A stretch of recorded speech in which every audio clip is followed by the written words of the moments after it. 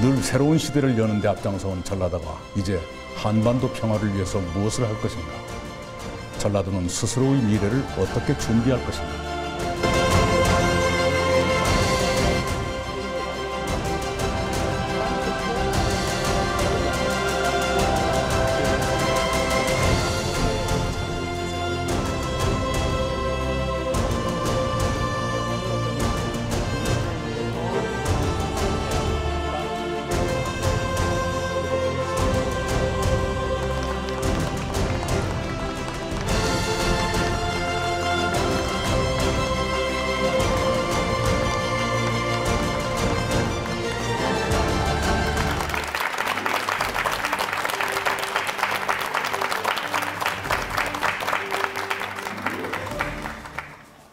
광주, 목포, 여수 MBC 특집 4부작 한반도 평화시대 전라도의 길 4회를 맡은 광주 MBC 김낙곤 기자입니다.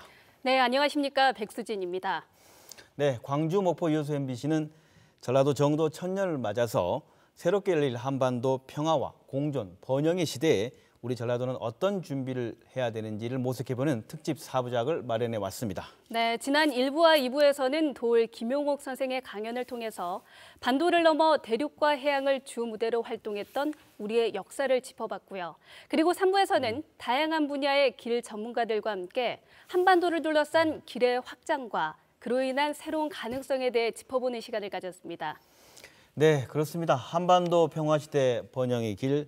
지난 시간 평화체제에서 길이 열렸을 때 한반도가 중심이 될 거라는 것, 그리고 전라도는 그 길의 출발점이자 관문이 될 것이라는 데 이견이 거의 없었습니다.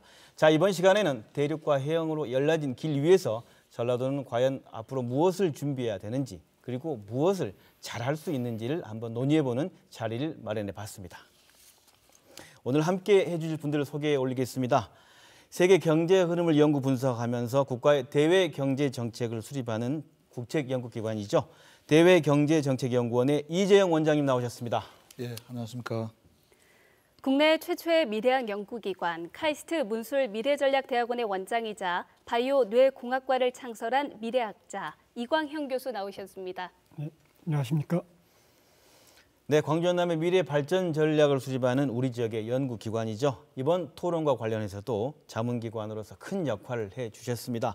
광주 전남 연구원 박성수 원장님 나오셨습니다. 네, 반갑습니다. 네, 이번에는 각 분야에서 활동하고 계신 현장 전문가들 소개해드리도록 하겠습니다. 먼저 남해안 청정수산물의 새로운 활로를 열고 계신 바다소리의 심의헌 대표 나오셨습니다. 안녕하십니까? 네, 안녕하십니까. 반갑습니다. 네, 전문 브랜드 타악 공연으로 우리 음악을 세계에 알린 연주자이자 시민이 함께하는 문화축제 굿판을 만들고 계신 타단법인 전통문화연구회 얼수의 김양균 대표 나오셨습니다. 네, 반갑습니다. 네, 에너지 벤처기업을 운영하시면서 우리 지역 에너지 산업의 미래를 이끌어갈 주식회사 BA에너지 강태영 대표 나오셨습니다. 네, 안녕하십니까. 네, 농업기술 개발을 통해서 농업의 새로운 가치를 만들어가고 있는 청년 농업인 환희팜의 김선환 대표 나오셨습니다. 네, 반갑습니다. 농촌 일자리 플랫폼을 만들어서 도시 농촌의 일자리 문제에 대한 새로운 제안을 하고 있는 청년 사업가입니다. 주식회사 품앗이 김용현 대표 나오셨습니다. 네, 반갑습니다. 네, 이 두 분을 가장 마지막으로 소개해 올리는데요. 전라도의 미래를 고민하는 이 자리에 우리 지역의 정책을 설계하고 집행할 두 분 나오셨습니다. 이병훈 광주광역시 문화경제부시장 나오셨습니다. 네, 반갑습니다. 네, 그리고 박병호 전라남도 행정부지사님도 함께 하십니다. 예, 반갑습니다. 네, 그리고 마지막입니다. 네네, 네, 그렇죠. 이제 우리 지역을 이끌어갈 사람들인데요. 국제 청년 평화그룹 등에서 활동하고 있는 청년 활동가, 전남대학교 동아리, 캐스트 등 대학생 여러분 함께 해주고 계십니다.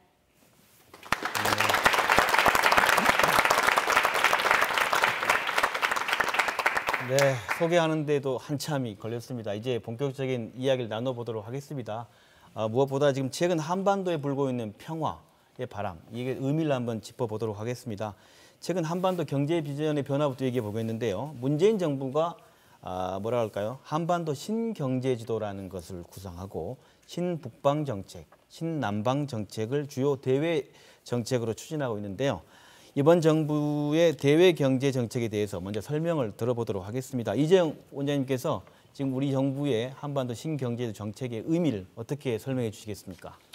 예, 문재인 정부의 국정 아젠다 가운데서 이 핵심적인 대외 정책은 소위 동북아 플러스 책임 공동체라고 불리는데요. 그것은 크게 두 가지 축으로 구성되어 있고 세 가지 정책으로 나누어져 있습니다. 하나는 평화의 축이고 다른 두 개는 번영의 축인데요. 첫 번째가 이제 한반도 신경제 구상, 다시 말해서 한반도의 평화 정착을 통해서 남북이 공존 번영하는 그런 내용이고요. 네.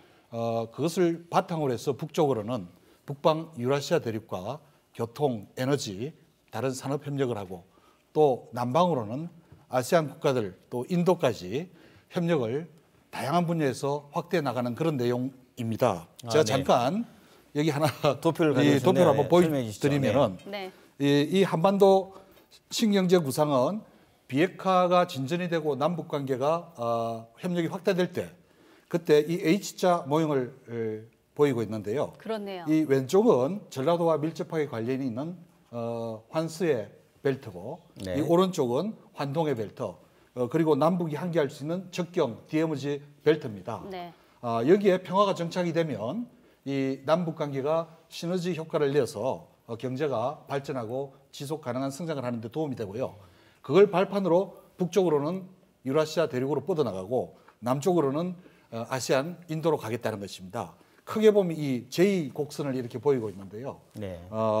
이렇게 이게 나온 배경은 아시다시피 우리 한국 경제가 대외 의존도가 대단히 높습니다. 경제적으로 특히 중국과 미국의 수출이 너무 편향되어 있습니다.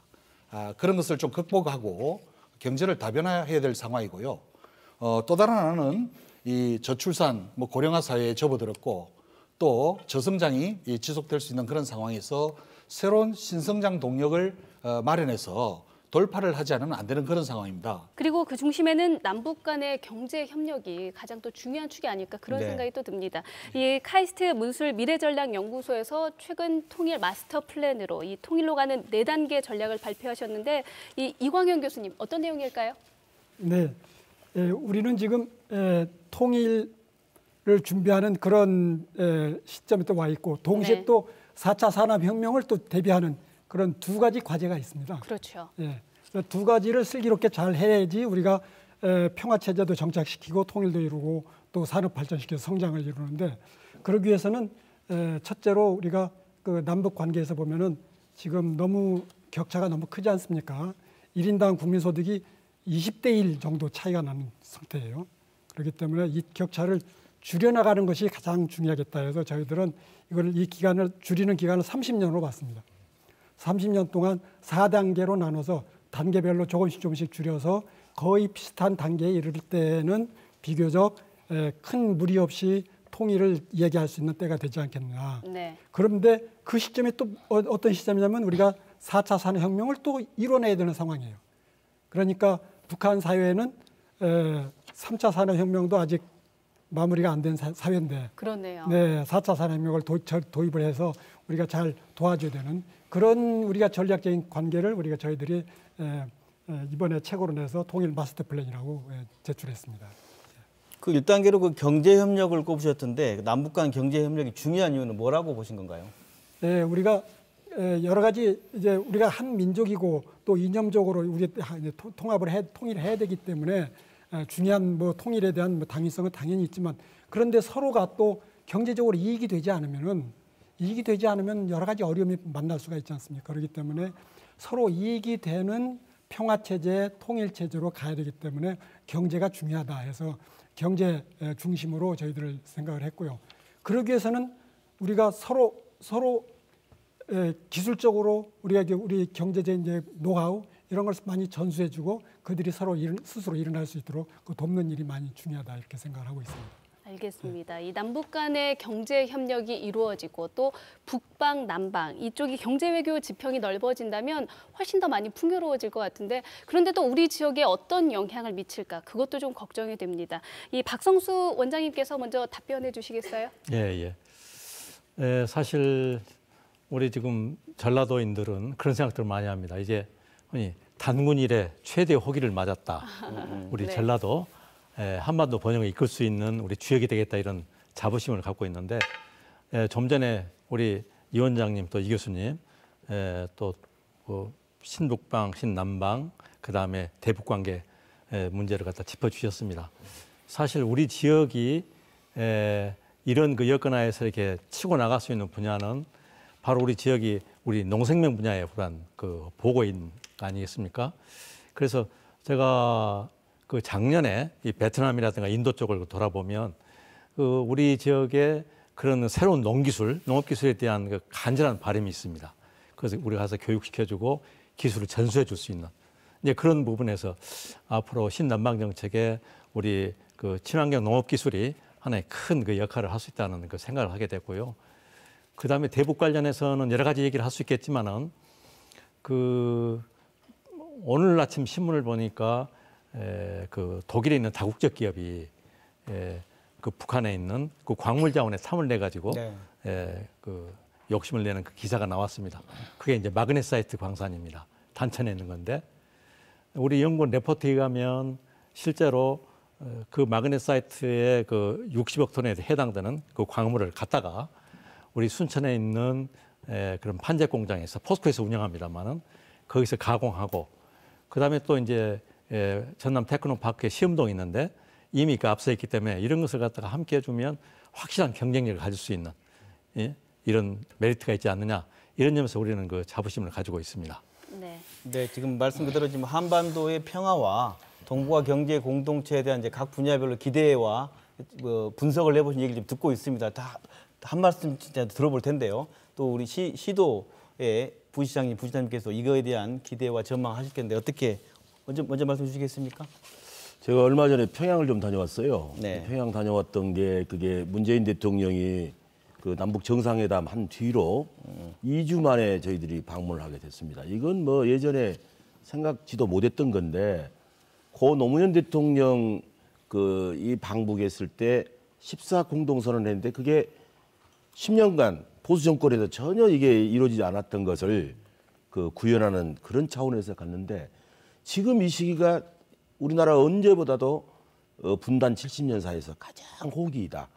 문재인 대통령의 지금 신북방 정책과 신남방 정책이라는 그런 것과 지금 김정은 체제의 경제 발전에 대한 그 리드가 딱 결합되는 이제 그런 때이죠. 그래서 네. 이건 대단히 중요한 호기이고 지금 북측이 우리가 경제 교류와 문화체육 교류가 같이 결합이 됐을 때 이 통로가 신남방과 신북방 정책의 큰 축으로 작동을 할 것이고 그 큰 축은 이제 예를 들면은 이제 유라시아로 연결하는 신북방 정책의 그 축에는 목포에서 광주로 가는 선이 있고 또 부산에서 가는 거 있겠죠. 네. 남방도 마찬가지입니다. 우리가 베트남과 인도를 가더라도 모든 물류와 교통 이런 게 이루어졌을 때 한반도가 전체에 큰 역할을 할 수가 있다. 근데 그 중에서 한 축을 우리 호남, 특히 이 광주 전남이 맡을 수 있다고 생각해서 대단히 중요한 그런 계기다 이렇게 보고 있습니다. 네, 전라남도 역시 뭐 이거에 대한 기대는 엄청 클 건데 부시장님 어떻습니까? 예, 지금 올해 들어서 남북한 간의 정상회담이 세 차례 개최되고 또 미국과 북한 간의 정상회담이 개최되면서 어떤 남북 교류 활성화라는 여건이 조성이 되고 있습니다. 이러한 남북 교류 활성화라든 평화 시대를 맞이하게 되면은 이제 그 북한을 통해서 이제 그 유라시아 철도가 건설되고 또 동북아 슈퍼 그리드 전력망 구축도 논의가 되고 있습니다. 그래서 이제 동북아 경제권이 논의가 되고 있고 신북방 경제, 신남방 경제 이렇게 논의가 되고 있는데요. 우리 전남, 강주 전남은 상당히 지리적으로도 매우 중요한 위치에 있다고 생각을 합니다. 유라시아 대륙 철도의 시발점이자 종착점이 이제 전남이고 네. 이 전남을 통해서 또 동남아시아 물류가 또 전달되는 어떤 전지 기지가 됩니다. 그래서 지리적으로도 굉장히 중요한 그 장소에 위치해 있다는 말씀을 드리고요. 또 하나는 그 슈퍼 그리드라는 그런 사업들이 그 핵심 기업이 한전인데 한전이 전남 위치에 있고 또 전남의 에너지기업 생태계가 조성되어 있습니다. 그래서 그런 사업의 어떤 중심적인 역할을 우리 전남이 할 수 있다. 그리고 또 우리 전남은 또 장점인 사업들이 많이 있습니다. 그 농업이라든지 수산업 또 그 최근에 또 하순에 백신 또 단지가 지정이 돼서 백신을 생산하는데 네. 이런 농산물, 수산물 백신들을 통해서 북한과 동북아, 동남아 나라들과 교류를 활성화한다면은 우리 전남에는 강주 전남에는 큰 기회가 된다고 생각을 합니다. 네, 이 자리에는 각 분야의 현장 전문가도 나오셨는데요. 현장에서는 과연 이런 분위기를 어떻게 느끼고 있는지 궁금합니다. 이 남북을 넘어서요. 북방 그리고 남방 이 지역들이 모두 다 공동 경제가 된다면 이 어떤 변화가 생길까? 먼저 문학의 이야기부터 들어보도록 하겠습니다. 김양균 대표님께서 무엇보다 북한과의 교류에 대해서 궁금해하실 것 같은데 어떻게 생각하십니까? 저희들도 그 공연예술 단체들도 기대는 상당히 많습니다. 근데 이제 뭐 DMZ 그 비무장지대가 평화의 공연으로 그 전환이 되고 네.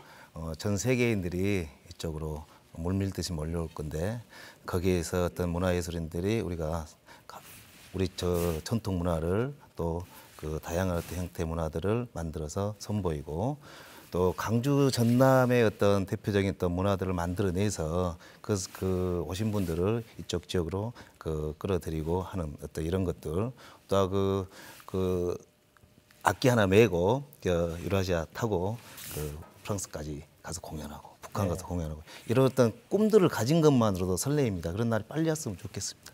네. 네, 앞서 그 박 부시장님께 농수산업 분야의 농수산업 분야의 전라남도의 위점을 말씀하셨는데 농산업 현장에서도 그런 기대가 있을 논의가 활발하게 진행될 거로 생각되는데 현장의 기대 어떤가요, 심의원 대표님?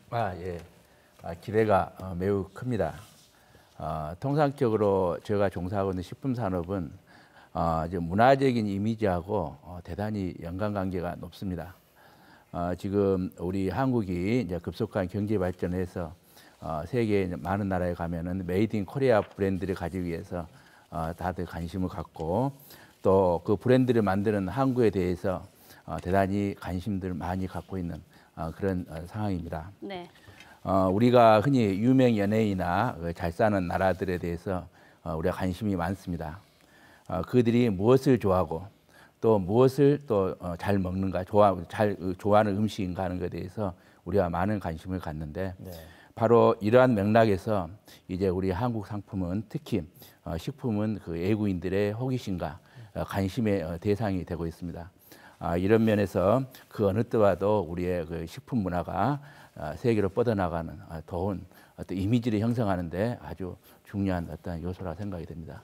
네, 심의원 대표님의 대답을 들어봤고요. 이번에는 김선환 대표님의 이야기를 들어보도록 하겠습니다. 어떻게 생각하십니까? 네, 제가 생각하기에도 농업 분야에서도 상당히 긍정적으로 바라보고 있습니다. 네. 일단 저희 전라남도에서 넓은 농지가 있는데 이 넓은 농지에서 생산한 농산물을 수출할 수 있는 판로가 하나 더 생기는 것이고요. 그리고 일손이 부족한 농촌에는 다른 나라의 산업 인력이 아니라 북한의 인력을 고용을 해서 인력난을 해소할 수가 있고 북한과 함께 동반 성장을 할 수 있지 않을까라고 생각을 하고 있습니다. 이 판로에 대해서 이야기를 하셨는데 이 동북아 에너지 공동체에 대한 논의가 활발하게 진행이 되고 있기 때문에 에너지 분야의 기대도 조금 남다를 것 같습니다. 이번에는 강태형 대표님 이야기 들어보도록 하겠습니다. 어떻게 생각하십니까? 에너지 분야에 대해서도 많은 발전이 있으리라 생각이 되는데요. 당장 경협이 이루어지면은 한국전력공사를 필두로 다양한 에너지 인프라 쪽 기업들이 진출할 것으로 예상이 됩니다. 네. 근데 지금 아시다시피 북한의 전력 수급 상황이 안 좋기 때문에 오히려 이런 상황들이 저희한테 기회가 된다고 생각합니다. 안 좋기 때문에 빠르게 신기술들을 접목할 수 있는 시장이 열릴 거라 생각이 되고요. 중국이 내연기관을 뛰어넘고 바로 전기차로 넘어갔듯이 북한이 화력이라든지 전통적인 의미에서 에너지 산업을 뛰어넘고 신재생 에너지 분야에서 새로운 시장이 열릴 것으로 예상이 되고 있습니다. 네, 에너지 분야에 대해서 기대가 있네요. 네. 일자리, 농수산업 일자리 하면 되게 고령의 일자리로 생각하고 그렇게 생각하는데 우리 김용 대표님께서는 또 이 농촌 일자리, 청년 일자리에 관심이 많기 때문에 그쪽에 대한 기대는 어떻습니까? 네, 실제 북한이라고 하는 이제 저희의 어떻게 하면 이제 같은 경제 협력에 대한 파트너로서 본다고 하면은 실제 농촌의 일손 부족에 대해서 많은 부분들 실제 70% 이상은 지금 이제 외국 사람들 그리고 또 이제 불법 체류자라고 하는 리스크가 높은 그런 이제 노동을 고용하고 있는 저희 이제 전남 분야인데요. 네. 이제 이걸 이제 북한 사람들에게 일자리를 제공하고 그리고 그와 동시에 이 먹거리에 대해서는 어떤 저희가 수출하는 산업이 아닌 우리 자국 내의 어떤 내수 경제에 또 중요한 그런 지탱하는 부분이기 때문에 이 분야의 같은 협력 파트너로서 같이 성장하고 그리고 북한 경제 체제 하에서 이제 그 에너지뿐만이 아니라 그런 이제 단백질과 그 이제 칼로리 분야의 부족한 부분들을 같이 올려줄 수 있는 어떤 농자재 투입 기술에 대한 부분들이 저희가 이제 4차 산업의 그 혁신적인 기술들과 함께 또 전남에 있는 또 이제 새로운 청년들이 창업한 기업들과 또 이런 같은 협업을 할 수 있는 그런 기회가 있을 거라고 저희들도 긍정적으로 바라보고 있습니다. 네, 그 한반도 평화와 그리고 동북아에 불고 있는 그 경제 공동체에 대한 각 분야별 얘기를 좀 들어봤습니다. 다시 이재용 원장님께 여쭤본다면 이런 그 대외 경제 환경이 변화하는 상황에서 우리 광주 전남은 좀 어떤 역할을 할 수 있고 그리고 어떤 준비를 해야 하고 고민해 봐야 하는지 얘기해 주신다면. 아시다시피 중앙정부는 주로 남북 관계가 잘 개선될 수 있도록 초기에 인프라를 구축한다든지 또 법적 제도적인 어떤 장치를 마련하는 것이고요. 특히 마중물 역할을 해야 되고 결국은 민간과 또 지자체 주도로 다양한 분야에서 경제, 문화, 사회 협력들이 이루어 가야 된다고 이렇게 생각을 하거든요. 그런 점에서 이제 지방 정부가 할 수 있는 것은 뭐 다양합니다. 뭐 농업이라든가 수산업 기술센터 같은 것도 보유하고 있기 때문에 뭐 그런 점에서 이제 남북 간 지방 교류를 할 수 있고요. 이것은 남북 관계에서 좀 맞추어서 했습니다만은 전반적으로 전 세계가 지금 급속도로 이렇게 세계 질서가 바뀌고 있는 이런 상황에서 이 지방 정부의 역할은 글로컬 영향을 강화할 필요가 있다는 것입니다.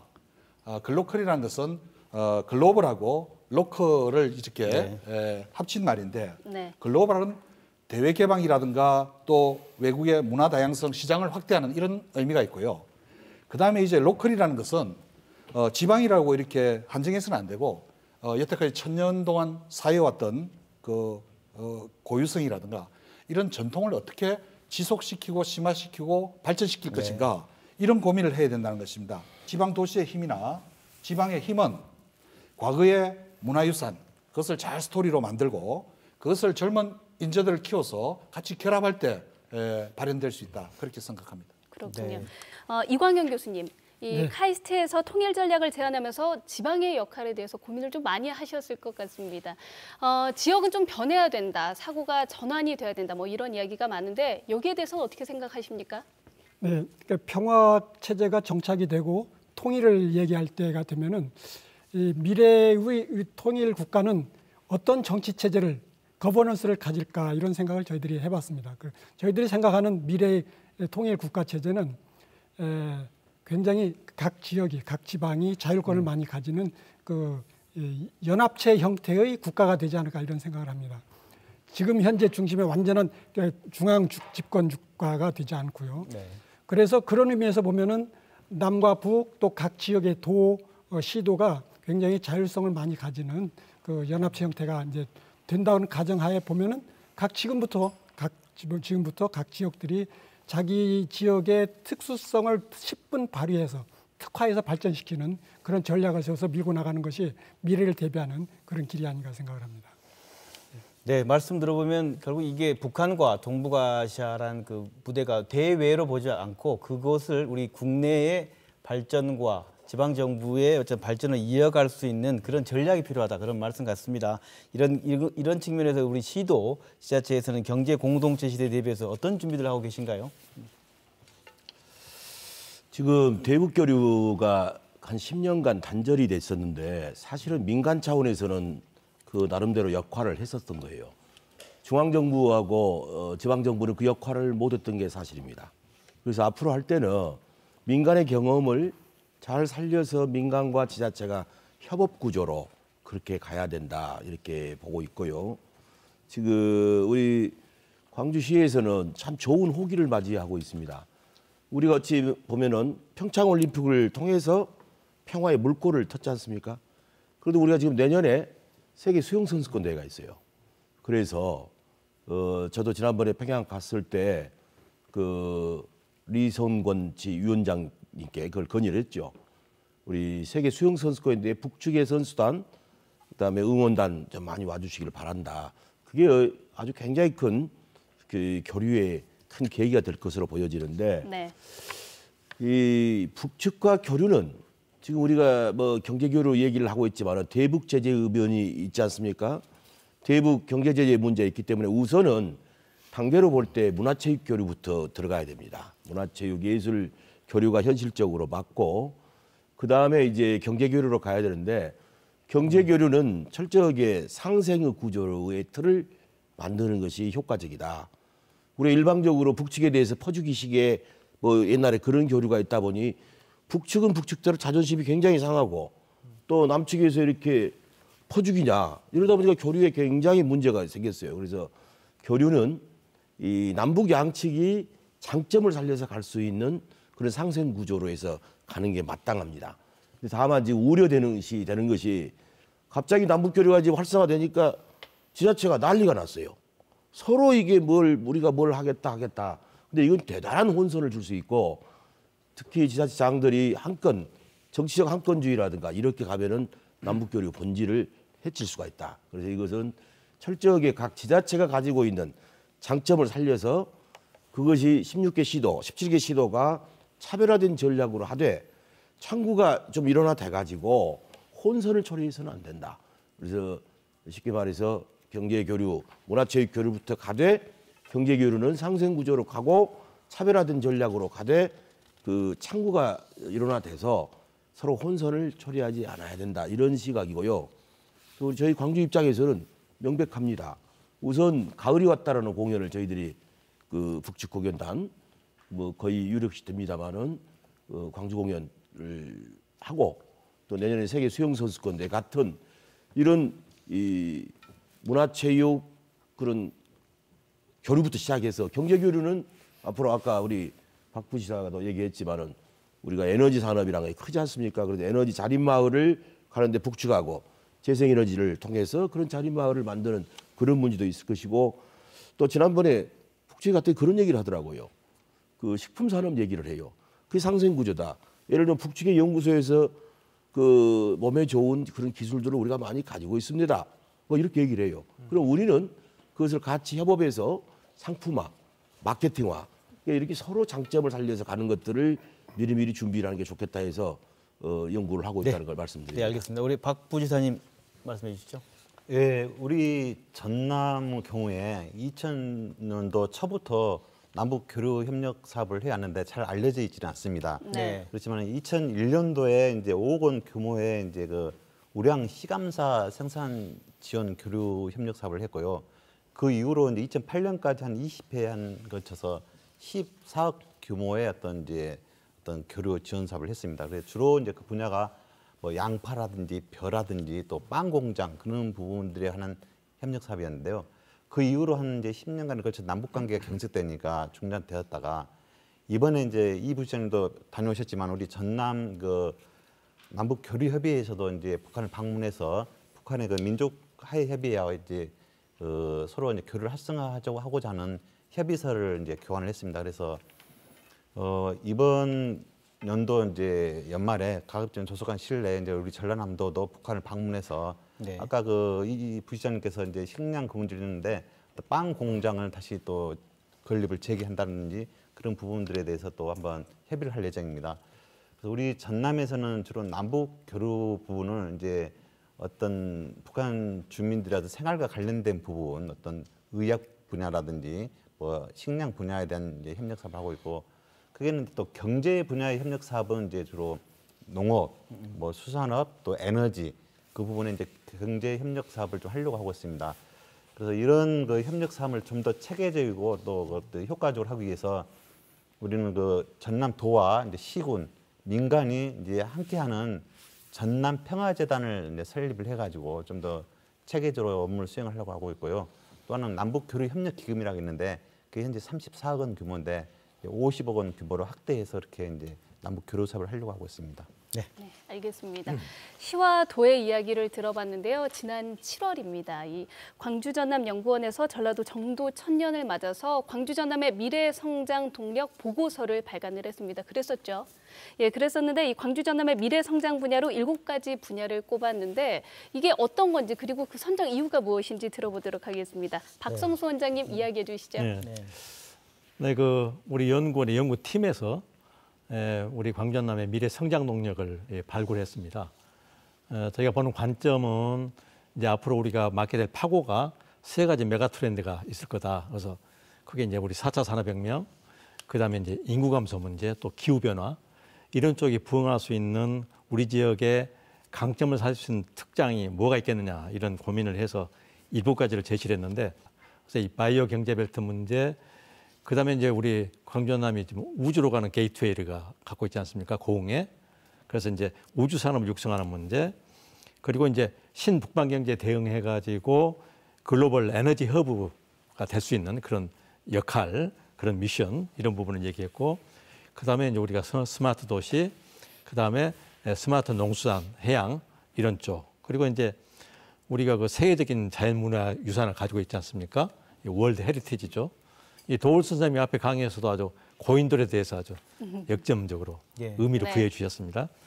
그리고 이제 우리 서남해안이 다도해라든가 많은 섬을 가지고 있어서 이 블루 투어리즘 이런 것들을 제시를 했는데 이런 쪽을 통해서 시너지 효과를 낼 수 있도록 연계 협력해가지고 경쟁력을 키우면 우리의 큰 그 성장 동력으로 커나갈 수 있을 것이다. 이렇게 지금 레포트를 낸 적이 있습니다. 네, 말씀을 쭉 들어봤는데요. 이게 이제 결국 그 지난 7월에 이 한반도 평화 시대를 꼭 겨냥했다고 보기 어렵지만 전라도 1000년을 맞아서 광주 전남 연구원에서 과연 우리 지역의 미래 성장 동력은 무엇일 건가를 미리 전망했습니다. 이 전망한 내용들 중에서 우리가 내세우고 있는 한반도 평화 시대의 전라도의 길이 열리고 있음에서 좀 분야를 나눠 본다면 광주 전남 연구원이 분석한 내용과 함께 어떤 우리 농수산업의 어떤 첨단화 부분을 한번 좀 꼽아볼 수 우리가 좀 장점이 아닐까. 그리고 우리가 갖고 있는 문화 관광의 자산 그런 부분, 그리고 에너지 분야, 한전 아까 말씀하셨던 에너지 분야 이 3가지를 중심으로 얘기를 좀 나눠보면 어떨까 싶습니다. 네, 알겠습니다. 먼저 농수산업에 대해서 한번 이야기를 나눠볼까요? 네, 그렇게 하도록 하죠. 농수산업은 오랜 시간 전라도에 풍요로움을 가져다 줬던 가장 중요한 산업이었습니다. 그런데 3차 산업에 들어서면서 1차 산업의 중요성이 많이 이게 좀 줄어들었었잖아요. 그렇죠. 그렇지만 이제는 이 농수산업 더욱더 이 신경을 쓰고 그리고 앞으로 발전시켜 나가야 될 산업이 아닐까 그런 생각이 듭니다. 네, 이렇게 그 농수산업이 새로운 성장 동력이 이 새롭게 한반도에 열리는 길, 전라도가 길의 중심이고 관문이 된 시점에서 다시 주목받고 의미 있는 산업으로 되지 않겠느냐에 대해서 우리 전문가들 얘기를 한번 들어보고 또 현장 얘기를 들어보면서 얘기를 나눠보도록 하겠습니다. 어떤가요? 뭐 이재영 원장님께 먼저 말씀해 주실까요? 미래 농수산업은 이제 패러다임이 전환이 돼야 됩니다. 기존의 이제 식량 생산이라는 단순한 1차원적인 어떤 그런 그 역할을 넘어서 다양한 부가가치가 이제 창출이 될 수 있는 새로운 성장 동력이다. 이렇게 자리매김할 필요가 있는데요. 뭐 특히 농수산업을 스마트화한다든지 또 고부가가치 한다든지 그래서 농어촌 소득을 정대시키고 일자리를 창출한다. 뭐 이런 것을 우리가 생각해 볼 수 있겠는데요. 뭐 스마트 농수산업에는 뭐 아시다시피 4차 산업혁명 기술을 통해서 정밀 농업이라든가 스마트 양식 시스템이라든가 스마트 축사 등등이 있겠고요.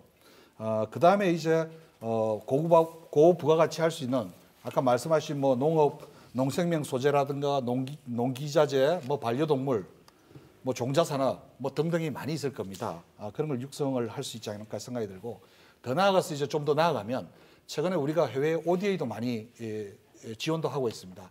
그런 점에서 이제 이 분야에서 국제 협력도 가능하고 북한을 포함해서 그러면 훨씬 더 시너지 효과가 난다 이렇게 볼 수 있습니다.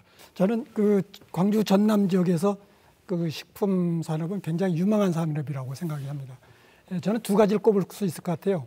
광주 전남 지역은 첫째 청정 지역입니다. 네. 오염되지 않은 청정 지역. 그게 가장 기본적인 장점이고 또 하나는 가장 가까운 지역. 중국이 큰 시장인데 중국인들이 자국의 식품에 대해서 불신을 갖고 있다는 점입니다. 믿지 못한다는. 네. 자기네 나라에서 생산되는 식품에 대해서 믿지 못하기 때문에 한국 식품이 들어가면은 2배, 3배를 받아도 잘 팔리는 게 바로 현실입니다. 그래서 저는 이 두 가지 장점을 활용해서 이 청정 지역에서 아주 고급화된 식품을 생산해 가지고 중국에 수출하면은 아주 고부가 가치의 식품 산업으로 성장할 수 있는 가능성이 굉장히 높다 이렇게 생각을 합니다. 네. 또 어떤 광주시 전라도가 농도라는 것은 다 알고 있거든요. 그래서 4차 산업혁명 시대가 되면은 토지 문제 해결되지, 기후 문제도 컨트롤할 수가 있지, 또 생육 속도도 조절할 수 있다는 이런 기술의 발전이 있는데 제일 중요한 건 뭐냐? 자원이 많은데 이걸 상품화하는 이 능력이 지금까지 굉장히 부족했었어요. 이걸 어떻게 해서 가공을 하고 마케팅으로 연결시킬 거냐? 젊은 사람들이 농촌으로 많이 진출해서 그런 노력을 기울인다면 대단히 성장 속도가 빠른 진짜 그런 산업이죠. 네. 그래서 앞으로 이건 생명 산업이고 이건 아까 6차 산업 말씀하셨는데 연결고리가 다 돼 있어요. 농업을 농업으로만 한정짓지 않고 이렇게 칸막이를 막고 정말 간다면은 대단히 유력한 산업이다 이렇게 봅니다. 그렇군요. 네, 부시장님, 네. 예, 우리 전남의 농산물, 수산물의 경쟁력이랄까 어떤 생산량, 또 생산 기술 그 모든 면에 있어서 굉장히 또 어떤 높은 수준이라고 생각을 합니다. 그래서 뭐 농산물, 수산물 생산량이 뭐 전국에 뭐 상당한 많은 부분을 차지하고 있고, 근데 단순한 농산물, 수산물 생산이 아니고 이제는 친환경 농산물, 수산물 생산으로 바뀌고 있습니다. 왜냐하면은 아시다시피 이제 세계적인 추세가 뭐 안정이라든지 엘뱅이 된 가식 놓고 아까 중국 이야기를 많이 하셨는데 중국에서도 국민소득이 높아지고 또 자국 내에서 안전사고가 일어나기 때문에 친환경 농수산물에 대한 관심이 커지고 소비가 커지고 있습니다. 그래서 이런 우리 전남의 농산물, 수산물의 어떤 생산이 친환경으로 바뀌고 있다는 것을 말씀드리고요.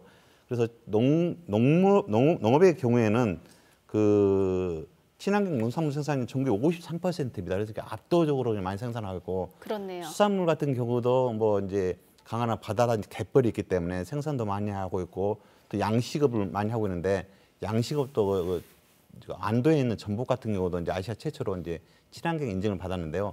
근데 양식 같은 경우는 양식 어가의 소득이 도시 근로자의 소득의 한 1.3배 정도 됩니다. 그래서 상당히 좀 높은 소득을 해서 그렇게 하고 있다는 말씀을 드리고, 이러한 이제 친환경으로 해서 이제 농산물, 수산물 생산하면서 이런 수출도 많이 하고 있습니다. 근데 그 중에 하나 예를 든다면은 김이 있지 않습니까? 네네. 김이 세계인들 어떤 기호가 많이 김에 대한 기호가 높아져 가지고 작년 같은 경우는 김을 109개국에 수출합니다. 그러니까 정말 네. 많은 나라에 수출하고 있고, 그렇네요. 5억 불 규모의 어떤 수출 실적을 올리고 있는데, 아마 김을 예를 든다면은 수산물 분야의 반도체다 그렇게 말을 하는 경우가 있는데, 그렇게 이제 육성을 하고 있고, 다만 이제 친환경 부분에 이제 농산물 같은 경우는 벼 중심으로 되어 있기 때문에 벼 중심에서 이제 채소라든지 과일로 이제 좀 품종을 이제 다양할 이제 계획이고요. 또 하나는 이제 수산물도 이제 인증 품목을 좀 확대해가지고 어떤 신뢰성이라든지 품질을 높여나가고자 합니다. 네, 알겠습니다.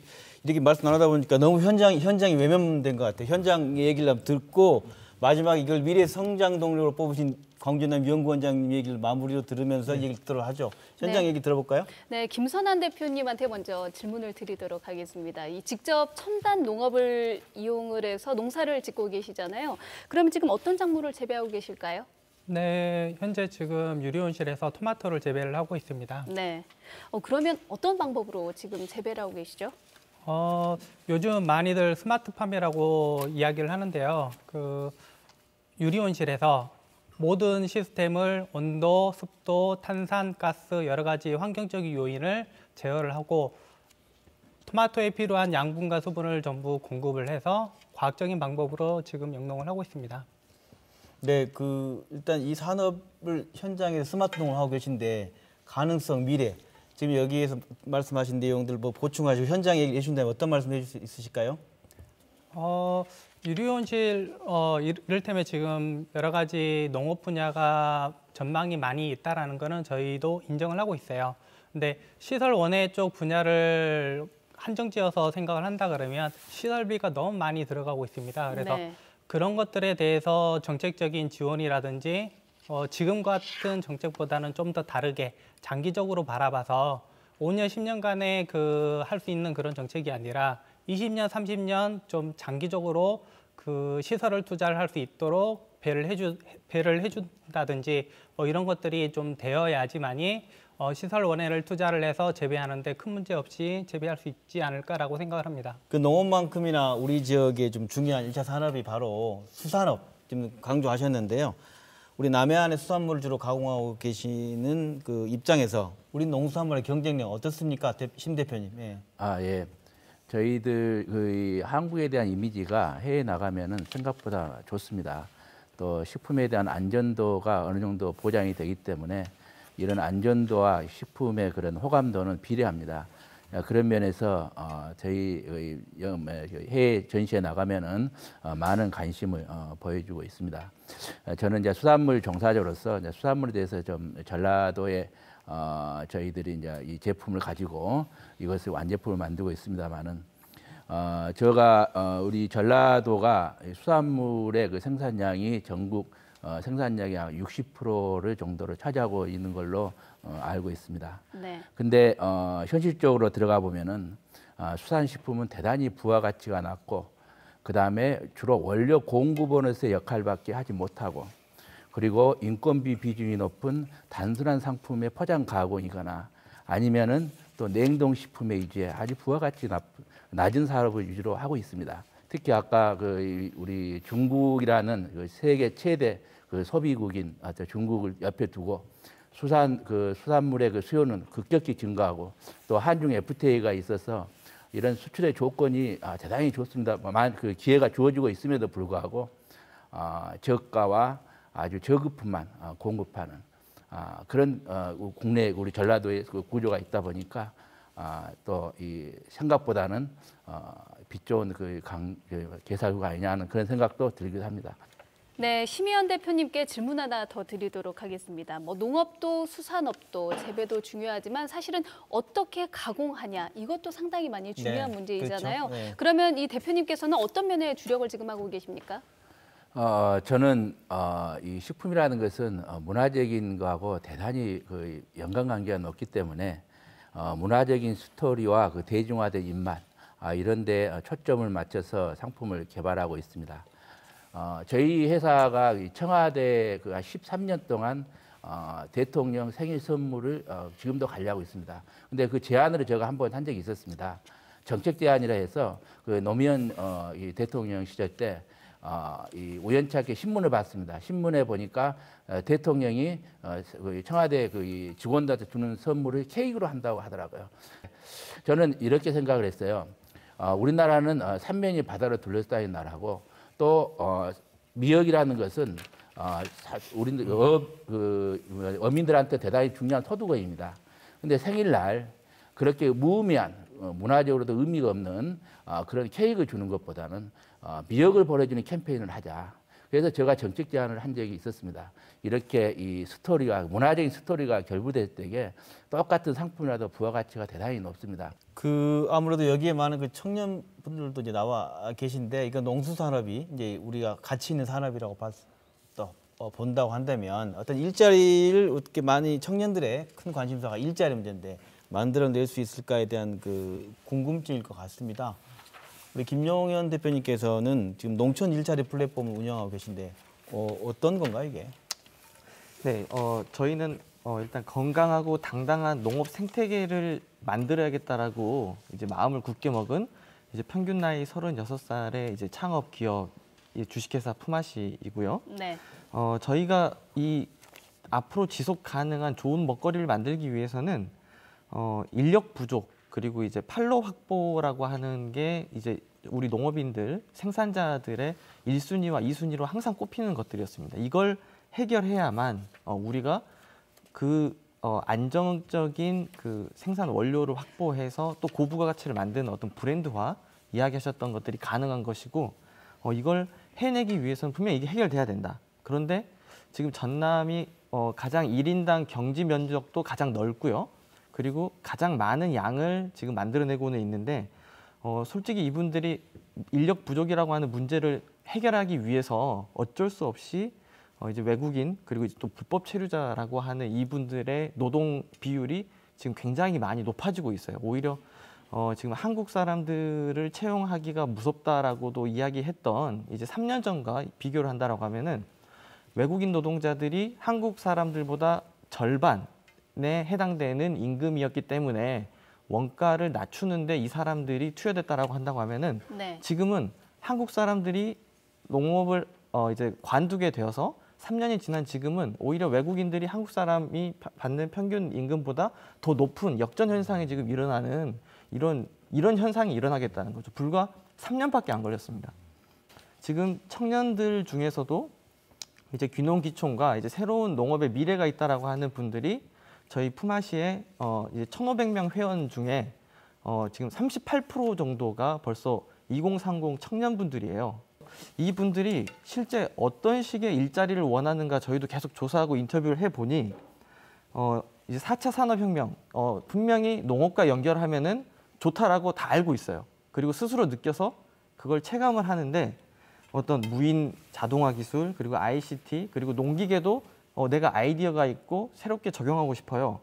이런 분야에 대해서 창업하고 지원하는 청년들이 분명히 있는데 이 사람들에게 어떤 지원하고 맞춤형으로 할 수 있는 이런 정책이 오히려 전남이 나와줘야 된다. 이런 그 청년들이 계속 자리 잡고 실수도 하고 그리고 어려울 수 있겠죠. 하지만은 조금 더 따뜻하고 기존의 농업인들을 뿐만이 아니라 경험이 없다라고 해서 관에서도 너무 골칫덩어리다 이렇게 취급하지 않고 조금 더 인내를 가지고 3년 이상 최대 5년까지라도 장기적으로 바라보고 있는 이 새싹들이 자리 잡게 되기를 정말 간절하게 기대합니다. 네, 알겠습니다. 일단 지금 농업에서 스마트팜에 대해서 여러 가지 신경을 많이 쓰고 있어요. 그런데 스마트팜에 관련된 자금이라든지 정책 쪽을 보면 사실 청년들이 진입하기 좀 어려운 부분들이 많이 있거든요. 사실상 지금 자금을 보면 5년까지 10년 상환이라든지 이런 자금을 쓰고 있는데 유료연실을 지을 때 최소 한 70만 원에서 100만 원, 심지어는 120만 원까지 들어가는 경우도 있습니다. 그런데 그 자금을 10년으로 나눠보면 7만 원에서 12만 원을 매년 평당 지출을 해야 돼요. 근데 이거를 실제로 대출을 받거나 어떤 식으로 자금을 구해서 7만 원에서 12만 원의 수익을 낼 수 있는 농업이 아무것도 없습니다. 사실상 10년 상환을 가진 대출은 대부분 거치 기간을 넘겨서 실제로 분할 상환하는 기간이 도래하게 되면 대부분 망하라는 소리밖에 안 됩니다. 그러니까 이런 것들에 대해서 좀 더 신경을 많이 쓰셨으면 좋겠다라는 생각을 합니다. 사실은 농촌의 그 인구가 감소하고 있고 이제 노령화되고 있기 때문에 어떤 농촌의 활력이 떨어지고 생산성이 떨어지고 있는데 이 청년들이 돌아와야 됩니다, 농촌으로. 근데 그 방법이 이제 4차 산업혁명과 결부된 스마트 농업입니다. 그래서 스마트 농업이 이제 전통적인 농업이 아니고 새로운 농업 방법이지 않습니까? 그래서 우리 전남도에서는 이제 스마트 팜 혁신밸리라든지 뭐 그런 것을 조성하고 있고 또 이제 스마트 농업 육성계획을 수립해서 이제 가까운 그 농업 현장에서도 스마트 4차 산업 기술을 활용해서 이제 농업을 지도록 하고 있는데 이런 이제 청년들이 돌아올 수 있도록 이제 저희도 이제 이런 정책을 펴고 있는데 현실은 그렇게 적용이 안 되는 정책들이 많이 있을 겁니다. 그래서 오늘 들은 이야기를 토대로 해서 다시 한번 정책을 가다듬도록 하겠고요. 참고로 말씀드린다면 우리 전남도에서는 이제 청년들이 농업을 하고 시작할 때 그 어떤 임대 농장을 이제 청년들에게 대해줘 가지고 이제 경영 실습을 하게 한다든지 또 어떤 교육을 한다든지 또 뭐 재정적인 지원을 한다든지 그런 프로그램을 하고 있는데 그것들도 한 번씩 현장에서 점검을 해가면서 집행을 하고 추진하도록 하겠습니다.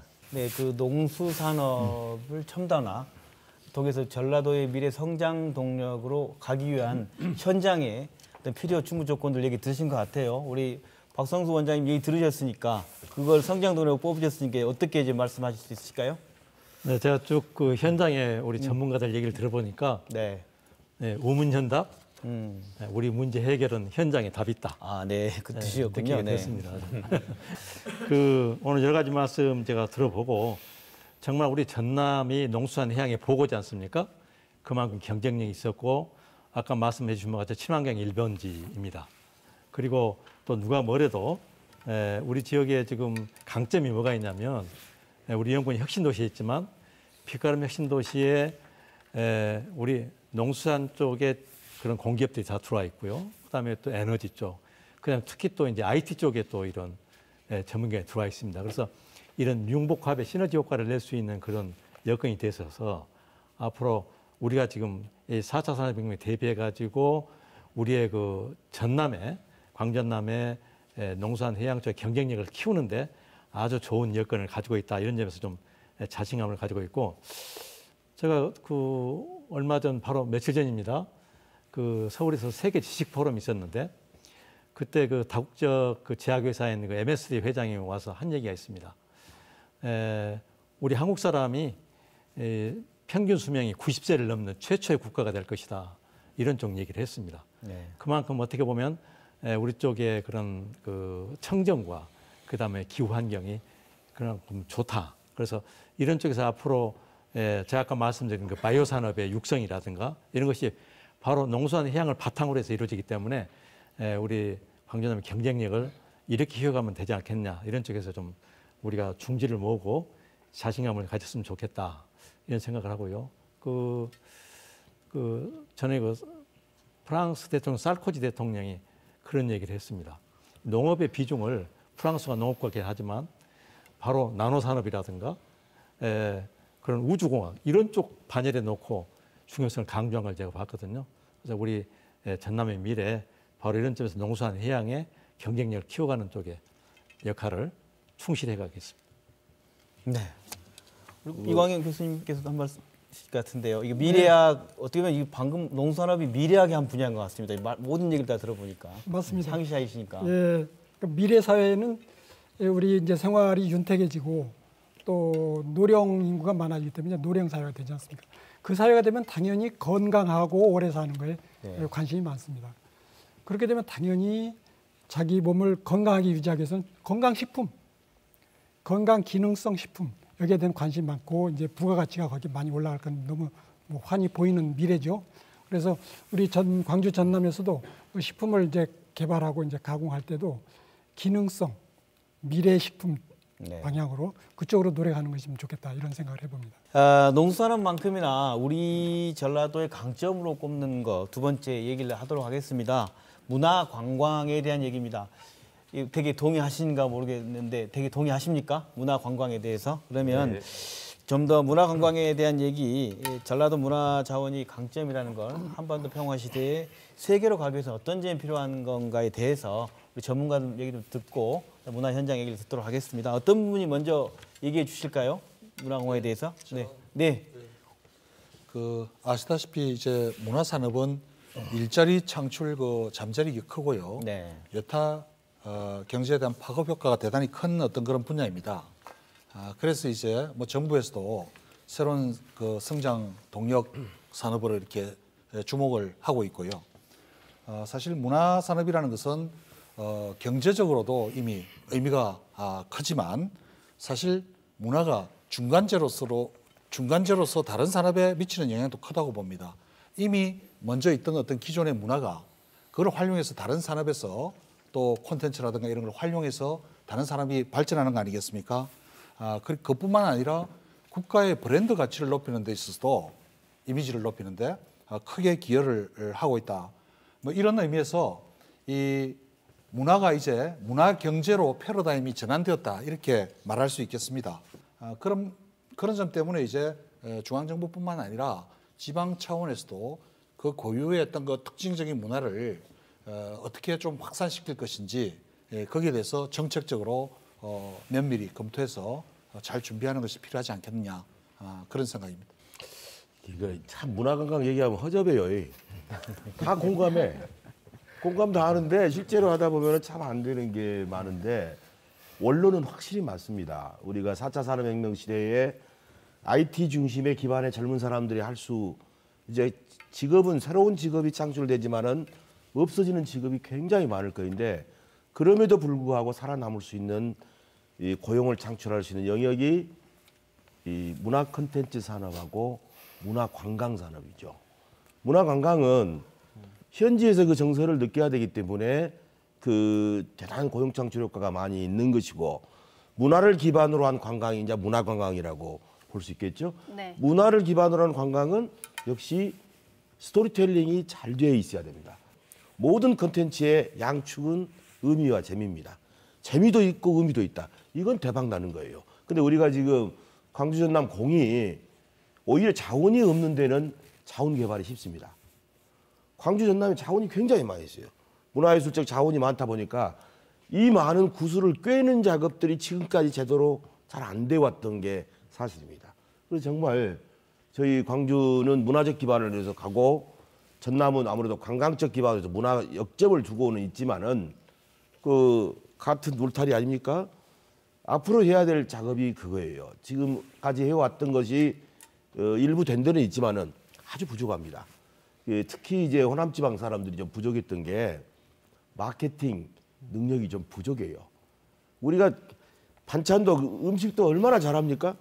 못하는 동네는 한 가지를 특화를 시키는데 잘하는 게 너무 많다 보니까 이걸 이렇게 간추리들 못하는 게 우리의 맹점이었습니다. 그러나 이 비전은 확실한 것이고, 지금부터 광주나 전남이 해야 될 일은 하나하나 차근차근하게 그걸 끄집어내서, 스토리를 끄집어내서 연결을 시키는 작업들.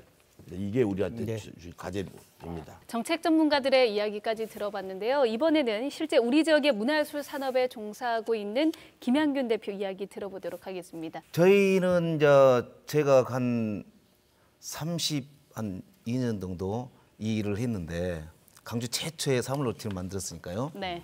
그래서 지금 저희가 그 얼수가 그 7년째 전속을 하고 있는데, 굉장히 실험적인 작품들을 많이 만들었어요. 어떻게 보면은 그 서울의 어떤 그 공연팀들이 저희 작품들을 그대로 모방하는 어떤 이런 형태로 가는 것도 많고, 우리나라 최초로 물과 불을 사용한 인수화풍이라는 어떤 자연적인 어떤 그런 어떤 소재들을 결합시킨 작품들. 그래서 저희들은 끊임없이 이런 그 타악의 영역뿐만 아니고 어떤 다른 어떤 장르의 영역들까지 써가면서, 심지어는 악기 같은 것을 직접 개발하고 이렇게 해나가면서 강주의 어떤 브랜드를 만들려고 계속 지금 노력을 하고 있습니다. 저희가 95년도부터 해외 공연을 다녔습니다. 95년도에 고베 지진 날 때 일본 순회 공연을 했는데, 교토 대학에서 저희들이 공연 끝나고 나서 북한 조청연계 동포들이 남북 분단의 그 아픔을 아시하면서 저희를 잡고 펑펑 울 때 그런 어떤 기억도 나고요. 그다음에 저희가 인도의 꼴까타 지역을 순회 공연했을 때, 네. 또한 작년에 헝가리 부다페스트 세계 수영 선수권대 폐막식 공연했을 때 관객들의 어떤 열광적인 어떤 모습들에서 우리 어떤 공연 문화가 굉장히 세계적으로 어떤 경쟁력이 있다. 그래서 앞으로 시에서도 어떤 유럽 쪽이라든가 이렇게 문화 사절단들을 꾸려서 자꾸 파견하면서 어떤 강주의 어떤 문화 자산들을 알리는 어떤 이런 역할들을 해내갔으면 참 좋겠다, 이런 생각이 듭니다. 미래 성장 동력으로 네. 일단 문화가 되기 위해서는 어떤 게 우리 지역에서 이루어져야 되고, 그래야만 이게 문화를 전라도의 미래 성장 동력으로 꼽을 수 있다고 얘기하실 수 있으실까요? 보면은 다른 어떤 산업들은 많잖아요. 공단도 많고, 평동동 공단도 있고, 송화공단도 있고, 지금 NADBL 공단도 있는데, 강주문화예술공연단체들이 집적되어 있는 공단 자체가 없어요.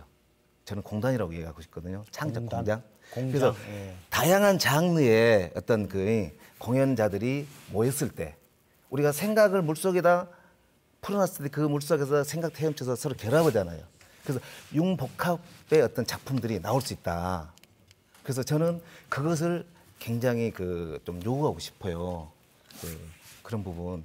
그리고 이제 그런 걸 통해서 우리가 상설 공연 이야기를 하잖아요. 강주에는 상설 공연장도 없고 이런 거는데, 그런 걸 통해서 그런 단지가 조성됐을 때 자연스럽게 상설 공연장이 운영이 되거든요.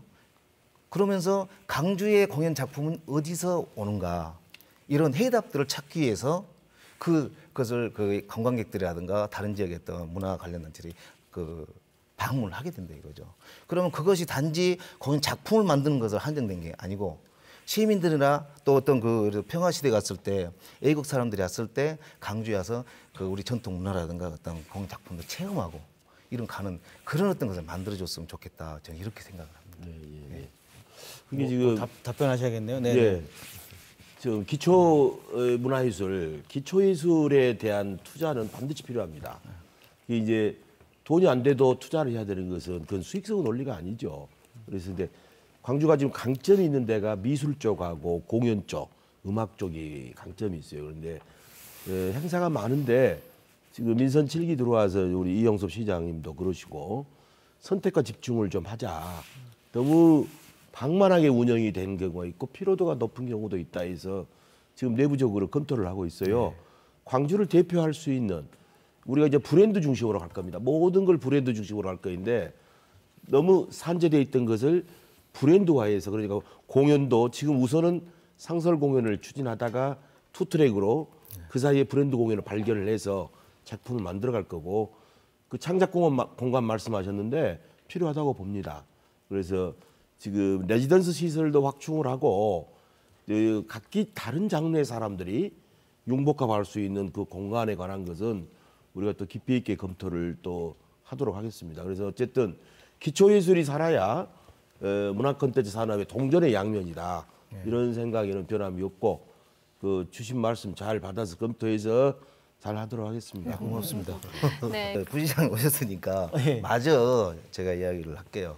강주 지역의 공연예술 단체들이 굉장히 열악한 상황에 처했습니다. 물론 잘 아실 거예요. 네. 그래서 그 젊은 예술가들이 그 생계 때문에 그 문화 쪽을 선택하지 않고 그 알바랑 수습, 뭐 쓰리잡 이렇게 가다 보니까 양질의 어떤 문화 그 어떤 공연 그 작품이 만들어지지가 않아요. 이런 열악한 환경이 있다 보니까 아까 우리 저 부시장께서 말씀하셨듯이 강제 브랜드 작품 있잖아요.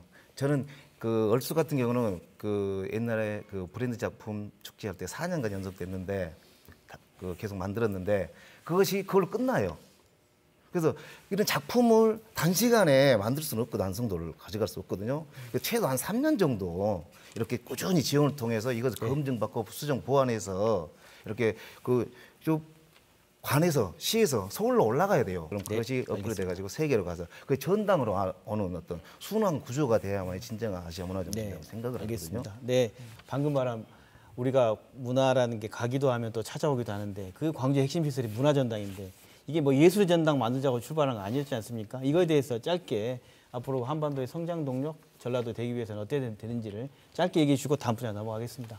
아시아문화전당은 지금 노무현 아니죠. 문재인 대통령. 네. 문재인 대통령이 추구하는 이 같이 신남방, 신북방 정책과 맞닿아 있어요. 아시아문화전당은 아시아인들이 아시아의 문화자원을 통해서 그걸 교류하고 창제작을 문화 콘텐츠를 창제작하는 허브 역할을 하는 것입니다. 네. 세계를 향해서 열린 아시아 문화의 창 이게 제대로 작동이 된다면은 지금 우리 지금 그 경제 이전에 문화적 공감대가 형성이 된다는 측면에서 대단히 중요한데 보수 정권 10년 사이에 사실 굉장히 이게 제 기능을 못했어요. 다행히 문재인 대통령께서 이걸 4차 산업혁명의 전진기지 아시아문화전당을 정상화시키겠다 했기 때문에 우리가 전부 힘을 합쳐가지고 이걸 잘 키워냈을 때 하나의 축으로서 문화도시로서의 문화수도로서의 하나의 축으로서의 기능을 할 수 있도록 전문가들이나 광주 시민들이 전부 같이 힘을 좀 합쳐야 될 것 같습니다.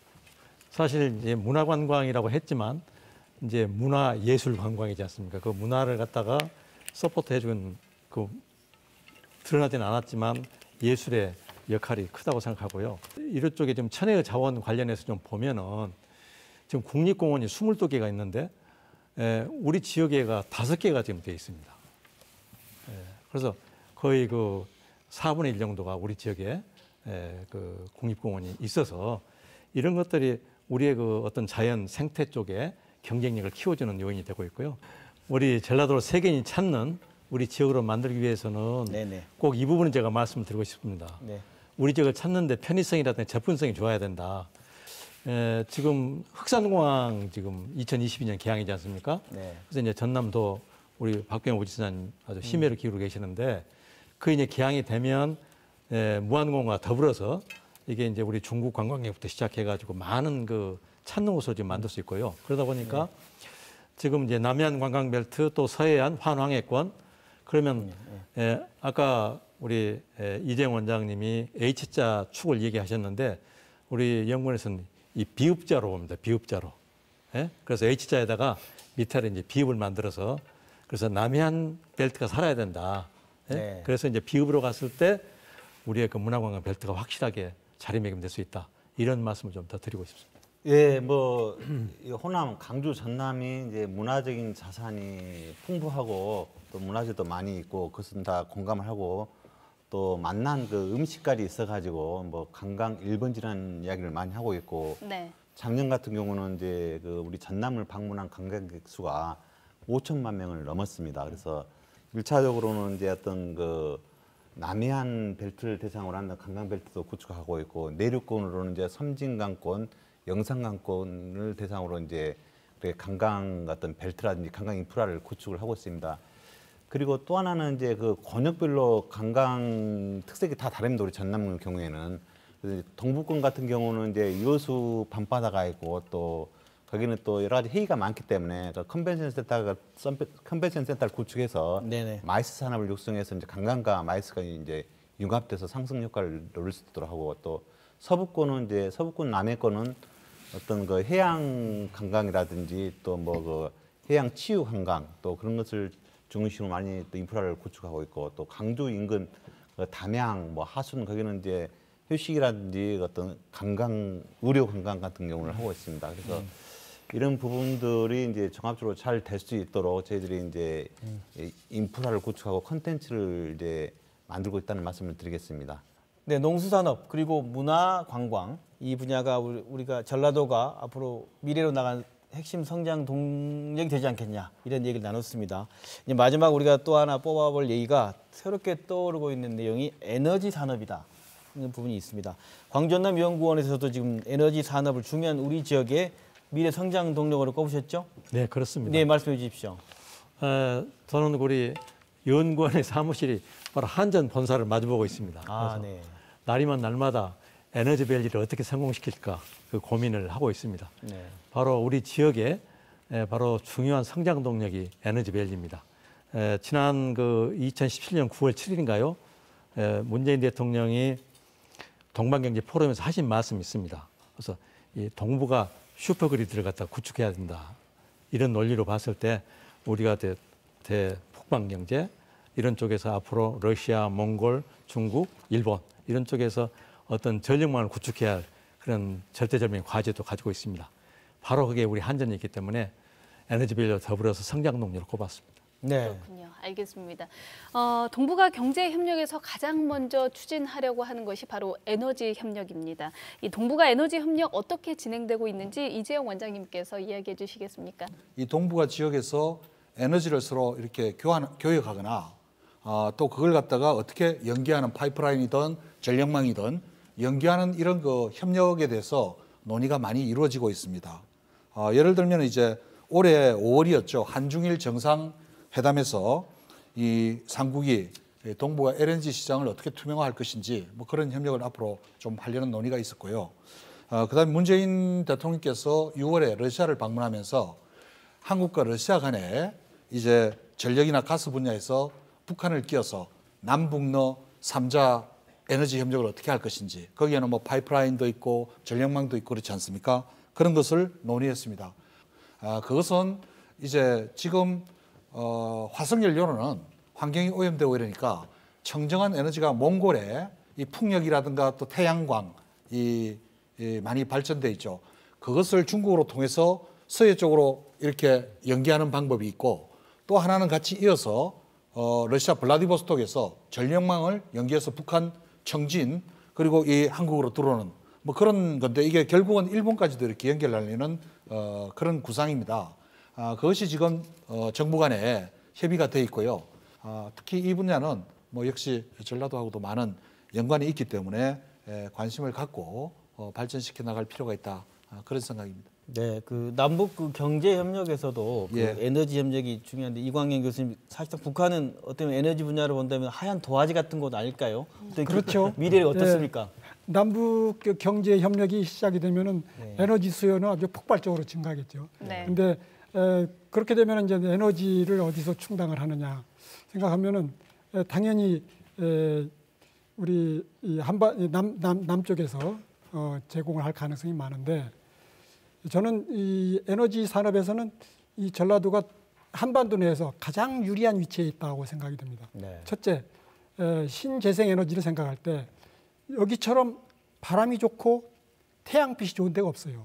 햇빛이 좋지 않습니까? 자연 여건이 좋습니다. 네. 그래서 이런 에너지, 신재생 에너지를 개발하고 발전하는 데도 좋고 또 연구 개발하는 데도 이제 유리한 점이 있고요. 두 번째 장점은 앞에서 언급하셨듯이 한국전력이 여기 있다는 거. 그래서 저는 이 지역이 가장 그 미래 에너지 산업으로서 유리한 위치에 있다 이렇게 생각을 합니다. 네, 전라도가 참 좋은 자리에 있다, 좋은 위치에 예. 있다 이야기해 주셨는데 이 동북아 슈퍼그리드 거점으로 우리 지역의 에너지 산업을 육성하기 위해서 시도 어떤 전략을 세우고 계신지 먼저 부시장님께서 이야기해 주시죠. 에너지 산업은 광주 전남 공동으로 키워내야 될 상생의 과제입니다. 에너지 신산업은 에너지 산업으로 그치질 않죠. 이 에너지는 ICT라든가 융복합을 통해서 타 산업에 다 연결이 되어 있습니다. 그래서 굉장히 4차 산업혁명을 이끄는 핵이죠. 네. 그래서 굉장히 중요한 건데 그렇다면 이 에너지 산업을 어떻게 키울 것이냐. 이건 우리가 철저한 에너지밸리, 에너지 클러스터를 제대로 돼서 산업 관련이 유기적으로 움직여야만이 산업이 커져갈 수 있다. 그래서 지금 한전이 들어와서 지금 그 에너지 산업체들이 지금 많이 들어오고 있는 상태 아닙니까? 그래서 지금 제일 취약했던 게 이걸 전문적으로 연구를 하는 학생을 배출해내는 이제 학교 문제가 나왔었죠. 그래서 네. 그 문재인 대통령께서 공약으로 내세웠던 한전공대, 우리가 실리콘밸리를 생각했을 때 그 스탠포드 대학 같은 그 이상의 역할을 한전공대가 맡아달라. 그래서 그 한전공대가 미래 먹거리를 창조할 그 인재를 창출하고 또 그 인재는 창조적 기술 개발이 돼야 가능하거든요. 그래서 이제 한전공대가 대단히 중요한데 광주 전남이 정말 잘 말로만 상생하지 말고 제대로 해서 공대가 한전공대 제대로 들어서야 된다. 이제 결국 이것이 그 에너지 산업 육성을 하는데 하나의 큰 축이기 때문에 그렇습니다. 예, 그 동북아 슈퍼 그리드 이야기하면서 이제 전력 한전 이야기가 나는데요. 네. 아무튼 그 동북아 슈퍼 그리드가 이제 논의가 되면서 그 중심 기업이 한전입니다. 근데 네. 한전이 이제 위치해 있는 것이 우리 전남 나주고 그 나주 이제 혁신 도시에는 여러 가지 에너지 기업들이 많이 있습니다. 그래서 그 뭐 신재생 에너지 기업도 많이 있고 이제 어떤 생태계가 구축이 되어 있습니다. 그래서 그런 기업들과 함께 이런 어떤 에너지 산업 분야에 진출해서 성공할 수 있도록 우리 전남도도 이제 최대한 도울 계획이고요. 그리고 수표 그리드는 이제 전력망 고속도로 개념인데 네. 직류 전기를 통해서 이제 전력을 이제 고속도로 이제 보내는 이제 망 기술인데 우리 이제 전남에서는 나주 혁신도시에 이제 직류 전기를 연구하고 그 직류 전기를 또 실증하고 시험하고 그것을 또 상품화하고 사업하는 여러 가지 이제 플랫폼이라든지 지원 체계를 구축해서 나주 혁신 도시에서 정말 그런 어떤 직류 전기를 비롯한 여러 가지 에너지 기업들이 활성화되고 성공할 수 있도록 그런 지원 체계를 구축하고 있고요. 한전 공대는 이제 한전에서 이제 그 해서 여러 가지를 종합적으로 검토해서 이제 상생의 원칙에 입각해서 이제 결정하리라 생각하고요. 상생의 원칙 속에서 이렇게 이제 아마 힘을 모아 간다면은 합리적으로 이렇게 추진될 것으로 생각을 합니다. 여기 이 대목에서 한 말씀만 더 말씀드릴게요. 한 말씀 하십시오. 이게 역사적 맥락, 우리가 항상 맥락과 그 기본에 충실해야 한다 저는 생각을 해요. 한전이 여기를 나주 혁신도시에 오게 된 배경이 뭐였겠습니까? 광주 전남이 초광역으로 이걸 해서 우리가 혁신도시를 하겠다고 해서 그랬기 때문에 저 공룡 같은 한전이 들어오게 된 것입니다. 그래서 15개 기관이 광주에는 한 군데도 없어요. 나주 혁신도시에 다 들어와 있습니다. 그래서 이제 한전공대 부분은 그런 논리에 빠지지 말자. 정말 원래 상생의 정신, 그 맥락을 감안해서 대학 설립 목적에 충실하자. 이것이 중요합니다. 네, 시도 상생. 저도 한마디 아니, 마지막에 할 얘기인데 또 그럼 다 듣도록 하겠습니다. 한전 공대에 대해서 이 부시장님께서 또 부연 설명을 하셨기 때문에 저도 이제 간략하게 부연 설명을 드리자면은 한전 공대는 이제 한전 공대를 설립하는 취지가 있습니다. 그래서 이제 한전이 있고 이제 그 에너지 기업이 이제 어떤 생태계 산학연 클러스터가 조성되고 있는 그런 이제 여러 가지 어떤 컴플렉스 개념이 있거든요. 네. 그래서 그런 이제 측면이 있고 또 강주와 전남은 어떻게 보면은 하나의 공동체고 하나의 문화권입니다. 그래서 그런 것들을 종합적으로 고려해가지고 어떤 한전 공대가 이치하면은 어느 지역 또 강주 전남이 총량적으로 더 상승할 수 있는가를 고려해서 상생 원칙 속에서 어떤 결정이 됐으면 좋겠다는 생각입니다. 네, 알겠습니다. 뭐 이렇게 정책적으로 얘기하신 시도 분의 얘기와 현장의 얘기는 어떻게 다른지 한번 들어볼게요. 말 그대로 지금 에너지밸리 에너지 업체를 운영하고 계신 강태형 대표님, 예. 그렇죠. 네, 너무 오랫동안 기다리셨네요. 아닙니다. 현장 이야기도 들어봐야겠는데 어떤 업체 운영하고 계신가요? 현장은 또 어디시고? 네. 저희는 그 방금 부지사님하고 부시장님 그 한전 공대 가지고 말씀하셨는데요. 네. 그 두 개 다 적용을 받는 저 광주하고 나주에서 그 사업장 운영하고 있고요. 뭐 광주도 있고 나주에 다 예, 있는 겁니다. 본사는 광주에 있고 양다리를 예. 걸쳐 계시네요. 그래서 한전 공대 어디 되든 상관이 없고요, 솔직히. 네, 네, 네. 저는 이제 저희가 가진 단열 기술을 바탕으로 단열 기술 말씀. 예, 바탕으로 그 ESS 관련 사업을 지금 진행하고 있습니다. 그 나주 혁신도시에는 아시다시피 그 지난달 기준 그 335개 정도 그 저희와 같은 기업, 뭐 작은 벤처 기업도 있고요. 물론 LG와 같은 큰 기업도 들어와 있습니다. 네. 예, 335개 정도의 기업이 협약을 맺고 에너지 관련 신산업을 육성 중에 있고요. 그 중심에 한전이 있는 건 맞습니다. 그리고 또 서포트하는 기관으로서 에너지 기업 개발원이 지금 그 이번 달에 준공을 알고 있는데요.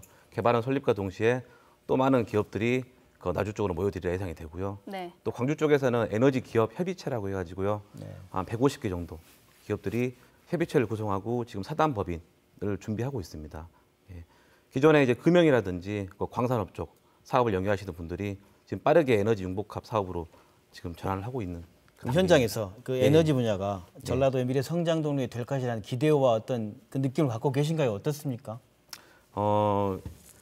제가 에너지밸리로 입주한 그 제 기대와 좀 일맥상통하는데요. 네. 제가 창업 초기에 실리콘밸리를 갔었습니다. 네, 뭐 가보신 분들 많이 계시겠지만은 그 IT 그 아이템을 중심으로 IT 기업들이 모여들어서 하나의 생태계를 만들었잖아요. 네. 그것처럼 에너지밸리가 에너지라는 아이템을 중심으로 에너지 기업들을 모으려고 한다는 그 자체에 저는 좀 설레임을 좀 받았고요. 그래서 네. 집도 옮겨버렸습니다. 어디에서 어디로 옮기셨나요? 예, 광주에서 한전 옆으로 옮겼습니다. 그래서 3년째 살고 있는데요. 크게만 많이 옮기신 거 아니에요? 그렇네요. 네. 어찌됐건 이게 지금 활성화 차원에서 초기 단계라고 생각하는데요. 네. 그 도시에 대한 활력을 불어넣고는 있는데 아직 초기 단계 이건 또 사실이라서요. 아직 많은 그 정책적인 또 지원과 역할이 좀 필요한 것 같습니다. 그렇게 되기 위해서 현장에서 요구할 이게 필요하다, 이게 좀 부족하다, 현실이 어떻다 얘기하신다면 어떤 건가요? 저는 솔직히 이제 부족한 점보다는 네. 그 바라는 점은 네. 있고요. 아까도 이제 부시장님께서 잠깐 말씀하셨지만은 그 산학연 부분이 좀 필요합니다. 저희 역시 R&D를 지금 광주에 있는 대학교하고 목포에 있는 녹색에너지연구원과 R&D를 하고 있는데요. 지리적 물리적으로 어려움이 있습니다. 나주를 중심으로 광주에 있는 대학교와 목포에 있는 연구원과 협업을 하는 거는 솔직히 미팅 한번 잡기도 좀 어렵거든요. 네. 예, 물론 녹색에너지연구원이 최근에 분원을 만들고 그 혁신도시에 그 기술적인 서포트는 많이 해주고 있습니다. 하지만 대학교는 단순하게 분교가 나주에 위치한다고 해서 역할을 하기는 힘들 것 같고요. 어찌됐건 대학 기능이 필요한데 그 한전 공대와 같이 그 우수한 교수진과 우수한 학생들이 그 R&D를 하는 공간이 좀 필요한 것 같습니다. 네, 에너지 산업이 그 전라도의 미래 핵심 성장 동력 위해서는 어떤 노력이 필요하다는 얘기를 짧게 한번 전문 각자 듣고 마무리 짓도록 하겠습니다. 어떤 얘기 주실까요? 어떤 노력이 필요할까요? 아까 말씀드렸지만 에너지 산업은 광주 전남의 가장 주력 산업 중에 하나지만은 우리 광주 전남에 그칠 문제가 아닙니다. 국가 주력 산업의 하나예요. 국가라는 큰 맥락 속에서 우리 광주 전남이 거기에 한 축으로 있다는 것이 전제가 돼야 되고 이건 무엇보다도 집적성이 중요합니다. 산학 관련이 아까 얘기했지 않습니까? 실리콘밸리에서 왜 그렇게 잘 됐냐? 그것은 창의적인 아이디어를 직접 대면해서 차 마시고 대화할 수 있는 이 집적성, 이게 대단히 중요합니다. 네. 그 집적성에는 문화적 환경이라든가 이게 굉장히 소중한 부분이 있어요. 그래서 제대로 에너지밸리를 키우는데 그런 점을 좀 많이 보고 갔으면 좋겠다라는 생각입니다. 네, 또 네. 예, 그 진짜 에너지는 중요한 국가 이제 산업이고 우리 강주 전남 강주에도 굉장히 중요한 산업입니다. 그래서 이런 산업을 정말 발전시키고 더욱더 이제 우뚝 서게 하기 위해서는 아까도 말씀하셨다시피 산학연 클러스터를 조성해서 이제 발전시켜야 됩니다. 그래서 저희 전남에서는 이제 그 나주 그 혁신도시를 에너지 사이언스 파크로 해서 이제 산학연 클러스터를 조성을 하려고 합니다. 그래서 이 클러스터 내에서는 어떤 이제 우수한 인재가 와서 교육을 받고 연구하고 창업하고 또 정주 여건을 개선해 가지고 뭐 미국의 실리콘밸리처럼 그렇게 이제 자유롭게 어떤 창의적인 활동을 할 수 있는 공간을 마련할 필요가 있다 합니다. 그래서 산학연 클러스터가 원활히 돌아갈 수 있도록 이제 지방자치단체 차원에서도 행정적인 지원을 아끼지 않을 예정입니다. 네. 네, 우리 에너지밸리 관련해 가지고 지금 현장에 계신 얘기를 들어보셨는데 정말로 그 이쪽에 입주하기를 잘했다. 참 여기 왔더니 생산성이 있고 그만큼 기업을 키워갈 만하다 하는 생태계가 만들어져야 됩니다. 그런 차원에서 산학연구원의 네트워킹이 제대로 돼야 하고요. 어떤 에너지밸리를 컨트롤할 수 있는 타워도 필요합니다. 현재 그게 없는데 그런 점에서 그 에너지밸리 컨트롤 타워를 만들고 그다음에 입주를 희망하는 기업들한테 아주 구체적인 컨설팅을 해서 해야 된다. 뭐 잘 된다 해서 왔더니 이미 수요가 차가지고 나눠먹기가 되면 안 된다 이거죠. 그런 차원에서 희망을 저버리지 않는 그런 쪽에서 우리가 노력을 했을 때 우리가 세계에서 유일무이한 에너지밸리, 와인밸리, 실리콘밸리 있지만 에너지밸리는 없지 않습니까? 그래서 에너지밸리가 우리 지역에서 활성화될 수 있는 이런 데 총력을 다해야 한다고 생각합니다. 네, 이 토론시 마무리 차원에서 이것들이 제대로 된 전라도의 성장 동력이 되기 위해서는 뭐 내 현장에는 나는 이게 마지막으로 필요하다고 생각한다. 이 얘기를 한 말씀 듣고 그리고 또 말씀 드리면서 토론을 마무리 지으면 어떨까 싶습니다. 싶더라도 어떤 분이 먼저 현장에서 말씀해 주실까요? 제가 마지막 그 토론 주제 좀 받아가지고요. 네네. 그럼 그 이야기 좀 더 하겠습니다. 알겠습니다. 에너지밸리 성공을 위해서는 세 가지가 필요하다 생각합니다. 사람, 기술, 그다음에 하나는 저를 글로벌 기업이라 보는데요. 어제 정책적인 의지로 사람과 기술은 모여들게 되어 있습니다. 자본이 투입되니까 사람과 기술은 모이게 되겠죠. 하지만 글로벌 기업들은 이곳 나주까지 와서 둥지를 틀기에는 좀 어려운 것 같습니다. 저 역시 외국계 기업에서 오랫동안 근무했지만요. 글로벌 기업 입장에서 대한민국의 사업장은 서울입니다. 근데 저희가 이스라엘을 좀 참고할 필요가 있는데요. 이스라엘 같은 경우에는 유럽, 중동 본사라든지 본사를 유치하는 게 아니라 R&D 센터를 유치합니다.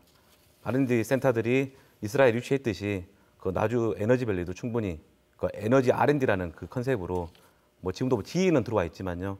뭐 지멘스라든지 여러 글로벌 기업도 유치할 수 있다고 보고요.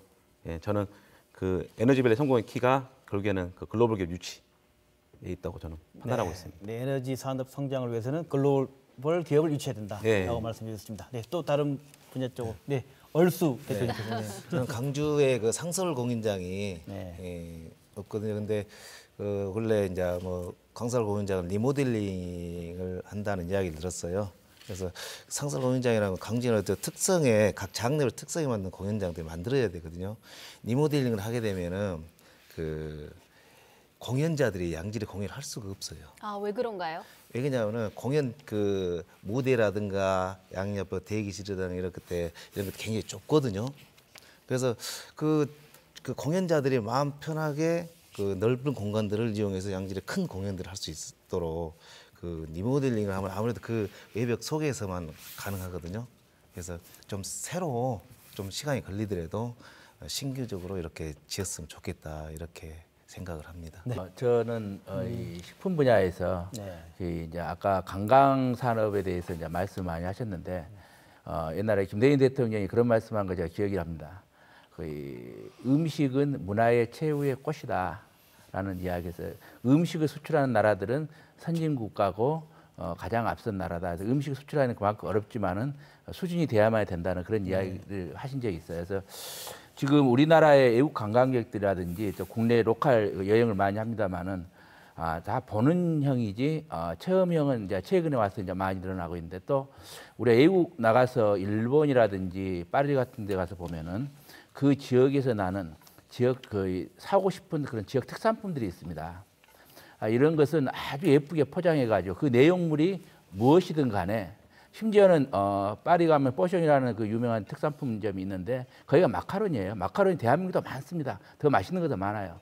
그런데 그 뽀숑이라는 샵에 가가지고 그 마카로니인지 초콜릿을 사옵니다. 그리고 일본 같은 데 가면은 지역 특산품점에 가면은 그 지역에 유명한 어떤 그 지역 특산품점도 있습니다. 그러면 그 일본 사람들도 줄을 서 가지고 그 지역 특산품을 사가기 위해서 이렇게 장사진을 치고 있는 것을 많이 봅니다. 근데 지금 우리나라 같은 경우는 이런 이 농산물을 가지고 이 관광 상품을 만드는 데는 아주 관심이 없는 것 같아요. 외국 관광객도 오면은 화장품 외에는 사갈 것이 없습니다. 전라도에는 이런 스토리 있는 음식 원자재와 또 좋은 어떠한 조건의 어떠한 그런 그 원물들이 많이 나오고 있는데 이런 것을 포장을 해서 팔 수 있는 실질적으로는 우리가 보면 뭐합니까? 돈이 들어와야죠. 돈이 안 들어오고 보기만 보면 그 뭐 투자만 했지 뭐 무슨 의미가 있겠습니까? 근데 이런 분야에서 우리가 너무 약하다. 이와 같이 음식은 이 상품화 시킬 수 있는 이런 어떤 아까 이 관광 산업의 최후의 것은 사가지고 가서 내가 알고 있는 분들한테 내가 여기 다녀왔습니다라고 자랑도 해야 되고 그래서 그 기념품도 사가고 또 해외적으로 또 그런 상품들이 홍보가 됨으로써 또 우리 상품이 수출의 길도 열리고 이런 분야에서 좀 실질적으로 이런 것을 취급하시는 분들은 대단히 영세합니다. 디자인 개발 능력도 없고 상품을 개발할 능력은 더군다나 없죠. 네네. 그렇기 때문에 이런 부분들은 정책적으로 좀 계획을 갖고 좀 그런 전문점들을 좀 양성을 하는 그런 어떤 것이 좀 필요할 것 같습니다. 알겠습니다. 네. 음식은 문화의 최후의 꽃이다. 뭐 그런 이야기를 했는데 이번에는 김선한 대표 이야기 한번 해볼까요? 네, 요즘에 농업은 여러 가지 산업을 함께 융복합해서 지금 여러 가지로 발전이 되고 있습니다. 최근에 한전에서 에너지 자립형 스마트팜이라는 거를 개발을 하고 하는 거를 보면 우리나라가 아니라 전라남도에 가장 많은 면적이 농지가 있습니다. 그리고 그 농지에 여러 가지 시설 원해라든지 뭐 버섯 재배사, 곤충 재배사 여러 가지 좀 더 발전된 시설 원해 같은 시설물이 있습니다. 이런 시설물에 여러 가지 융복합 산업으로서 뭐 태양열, 태양광 아니면 LNG 발전기를 돌렸을 때 나오는 탄산가스를 사용한 농업의 그 시비, 농장에 시비를 해서 식물의 그 생산성을 높이는 것들 여러 가지 융복합 산업을 할 수 있는 기반이 1차 산업인 농업입니다. 그리고 요즘은 농장에서 생산만 하는 게 아니라 가공도 하고 유통도 하고 그리고 서비스 산업으로서 실제로 체험형 학습까지 진행을 하고 있어요. 그러니까 이런 것들을 봤을 때 농업에 대한 생각을 단순하게 생산이다라는 생각이 아니라 여러 가지를 같이 융복합할 수 있는 기반 시설이다. 기본 산업이다라는 걸 생각을 하고 여러 가지 복합적으로 생각해서 지원을 해줬으면 하는 생각이 듭니다. 네. 이제 그 신재생 에너지에 어떻게 보면 만들어지는 그 터전은 일단 농촌이라고 저도 생각을 하고 그 기존에 이제 농촌이 가지고 있는 여러 자원들 중에 그 중에서 이제 바람과 그리고 그 햇볕 이것들을 이제 뽑아내서 이제 에너지로 이제 치환해내는 이제 이런 메커니즘인데 그 농촌이 가지고 있는 여러 자원들이 있는데 그 중에서도 우리가 놓치지 말아야 될 것들은 아까 문화관광과 어떤 일자리 이런 것들도 역시 묶여져서 움직일 수 있는 그 농촌을 절대 무시해서는 안 되고 농촌을 이제 무시하는 순간 전남의 경쟁력이 더욱더 낮아질 것이다라고 이제 현장에서는 이제 이야기를 하고 있고요. 그리고 아까 한전 공대 만들어서 세계적인 이제 에너지 이제 R&D를 유치하고 인재를 키워낸다라고 하는 그런 곳에 대해서 이제 양 지자체가 서로 유치하려고 하는 그런 모습을 보면서 정말 한국 농업 공대라고 하는 어떤 이런 하나의 무언가가 서로 또 유치해서 만들려고 하는 그런 상상을 한번 해봤습니다. 이미 뭐 농수산대학교 그리고 여러 전통적인 지금 국립대에서 운영하고 있는 농대가 이름을 바꿔가면서 어떻게든 유지하려고 하지만 우수한 인재들이 모이지 않고 스스로 지금 빠져나가고 있는 이런 상황에서 더 많은 새로운 융복합형 농업의 새로운 인재들이 계속 모이고 그 사람들이 만들어낸 기술과 기업들이 정말 한국 시장뿐만이 아니라 이제 전 세계 시장을 바라보면서 이제 이 농업 기술을 한 단계씩 올려내는 저는 그게 충분히 가능한 우리 한국 사람들 그리고 그 안에서도 우리는 농업을 이해하고 있는 가족과 친척을 가지고 있는 그런 전남이기 때문에 더욱더 새로운 분야에 할 수 있는 그런 농업 공대를 한번 만들어 보는 걸 꿈꿔봤습니다. 농업 공대까지 나왔습니다. 이제 토론을 이제 마무리하면서 여기서 현장에서 말씀하신 얘기를 뭐 답한 의미도 좋고요. 세 분 전문가 먼저 하시고 마지막에 시도 상생의 과제까지 해서 짧게 한 말씀 해주시면서 이제 충고해 주시죠. 전라도의 성장 동력 이렇게 하면 되겠다는 마무리 발언 부탁드립니다. 저부터 할까요? 네네. 참 드리고 싶은 말씀은 참 많았습니다. 그렇지만은 오늘 그 전라도 성장 동력을 몇 가지 요약해서 논의하는 과정에서 앞으로 우리 시도민들께서 보다 많은 관심과 지원이 필요하다고 생각합니다. 그래서 우리 연구원이 싱크탱크이니까 실제 뭐 이런 게 무슨 아이디어일까 하시지 말고 두려워하지 마시고 홈페이지 들어가서 제안해 주시면 제가 그것을 발전시켜서 우리 성장 농력화 하는데 최선의 노력을 다하겠습니다. 우리 광전남이 한 뿌리입니다. 우리 상생 공동체에서 우리 전라도의 미래를 책임지고 우리 후손들이 정말 이 땅에 태어나기를 잘했다 하는 자부심을 갖도록 최선의 노력을 다하겠습니다. 네, 감사합니다. 네, 다음. 네. 이번에 선정하신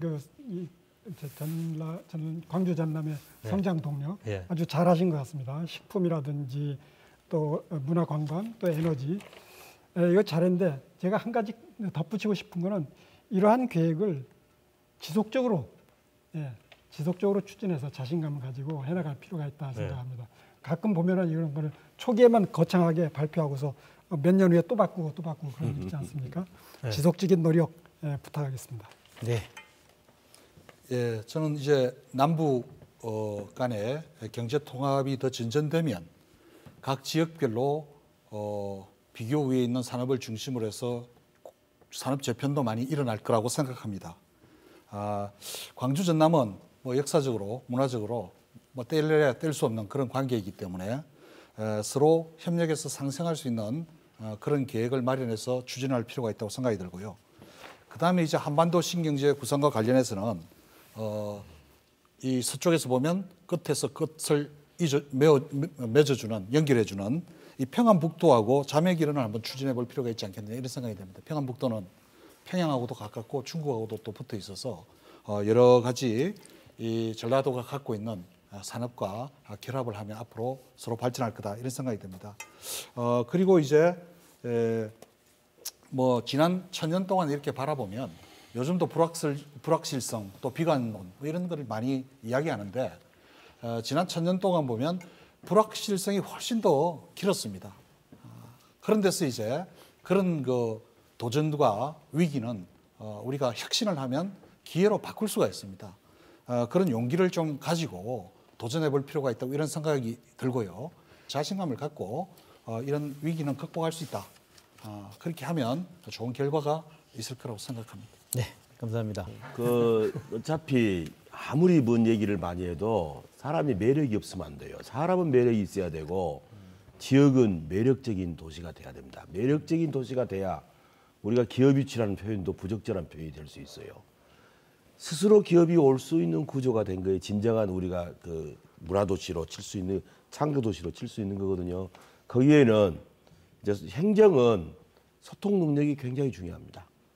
현장을 알아는 소통 능력이 중요하고 전문가들은 기획력과 마케팅 능력을 키워주시는 게 좋고 또 주민들은 우리가 광주에 되면 좀 강성으로 보이잖아요. 외부에서 정말 친절하고 정스러운 그 이미지를 풍겨주는 것. 정과 친절 이게 있어야 우리가 꿈꾸던 그런 것들이 남북 문제의 진정과 더불어서 4차 산업혁명도 대비하는 모든 게 적용될 수 있다 이렇게 봅니다. 네, 부시장님. 네. 예, 아까 한정공대 관련해서 이야기가 많이 나왔었는데요. 우리 강주 전남은 한 뿌리고 한 문화권이기 때문에 어떤 상생의 원칙 위에서 서로 이제 협력해 나가면은 모든 문제가 잘 풀릴 거로 생각을 하고요. 그렇게 이제 상생의 원칙에서 일을 해 나가겠다는 말씀을 드리고요. 지금 오늘 주제가 이제 변화하는 국제 정세, 남북 관계가 변하고 있는데 이 환경 속에서 우리 전남, 강주의 어떤 발전 동력이 무엇이냐에 대해서 논의를 했었는데요. 우리 전남의 발전 동력은 제가 앞에서 말씀드렸다시피 농업, 수산업, 또 에너지 산업, 또 관광 산업 등 그 장점을 가진 산업들이 많이 있습니다. 이제는 이제 전라도 정도 천년을 맞이했고 새천년을 이제 바라보고 있는데 이러한 이제 산업들이 이제 변하는 환경 속에서 이제 낙오되지 않고 선도에 갈 수 있도록 우리 이제 도민과 또 전문가분들과 함께 중지를 모아서 최선을 다하도록 하겠습니다. 네, 다가오고 있는 동북아시아 경제 공동체 시대, 우리 전라도에는 어떤 가능성들이 앞으로 펼쳐질까요? 또 그 가능성을 잡기 위해 우리는 어떤 준비들을 해야 되는지 각계 그리고 현장의 전문가들의 이야기를 나눠봤습니다. 흔히들 미래는 준비하는 자의 몫이라고들 합니다. 시대의 변화를 읽고 그 변화에 발맞춰 미래를 준비해야 가능성을 현실로 만들어 나갈 수 있지 않나 생각됩니다. 네, 전라도의 찬란한 미래를 그리는 시간이 되셨길 바라면서 저희 MBC는 앞으로 우리 지역 미래를 함께 고민하고 또 함께 고민하도록 하겠습니다.